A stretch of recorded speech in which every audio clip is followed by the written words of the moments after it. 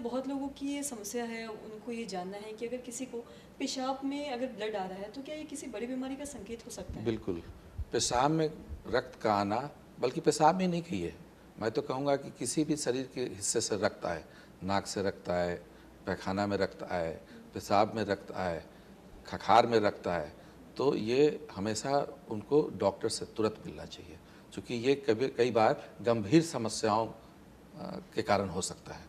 जैसे नॉर्मली पेशाब में ब्लड आना इन्फेक्शन से भी, सिंपल इन्फेक्शन से भी हो सकता है, यूटीआई से भी हो सकता है, लेकिन ऐसा देखा गया है कि कई बार ये कैंसर का मुख्य लक्षण है।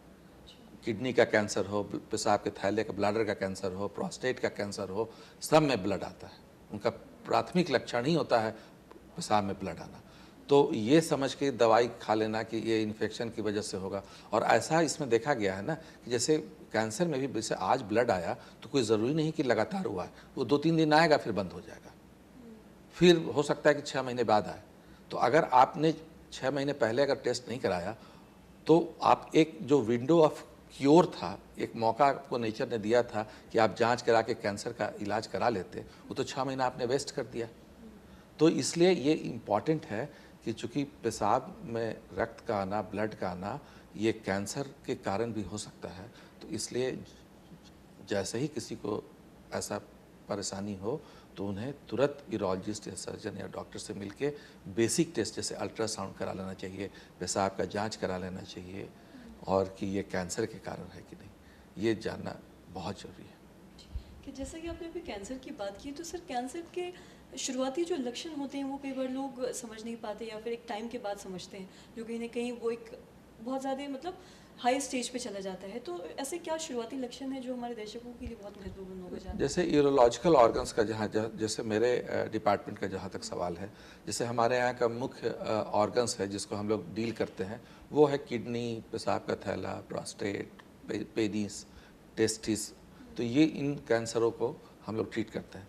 इसमें पेशाब के मूत्र रोग का जो पेनिस है जिससे पेशाब निकलता है, उसका कैंसर, और जो टेस्टिस है जो वहीं पे अवस्थित रहता है, जननांग है, तो वो तो हम लोग बाहर से फील कर सकते हैं।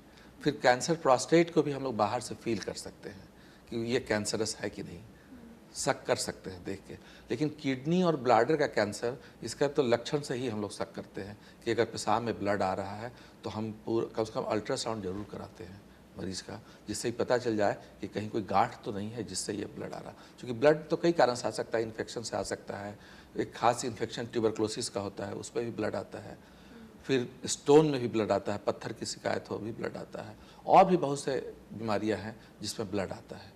जैसे बहुत से वृद्ध पुरुषों में देखेंगे कि उनको हार्ट की बीमारी रहती है, तो उनको पेशाब खून पतला करने की बहुत सी दवाई चलती है, तो अगर ज़्यादा खून पतला हो गया तो उसमें भी ब्लड आ सकता है। तो हम लोग हिस्ट्री लेते हैं, जैसे कोई मरीज आता है तो पहले उसकी हिस्ट्री लेते हैं, फिर एज के अनुसार सोचते हैं कि इनमें क्या क्या कारण हो सकता है। हर एज का मुख्य कारण अलग है, लेकिन उनको बिना जांच के नहीं छोड़ते हैं।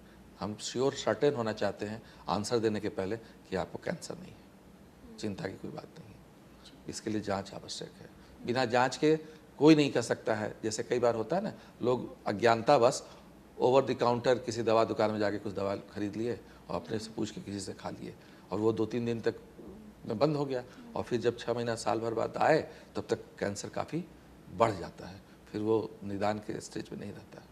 हमें शुरुआती लक्षण इग्नोर नहीं करना नहीं, चाहिए। बिल्कुल नहीं इग्नोर करना चाहिए। जैसे पेशाब में तकलीफ हो रही है, बार बार हो रहा है, कष्ट हो रहा है, पेशाब करने में दर्द हो रहा है, खून आ रहा है, बुखार हो रहा है, तो इस पर तुरंत मिलना चाहिए।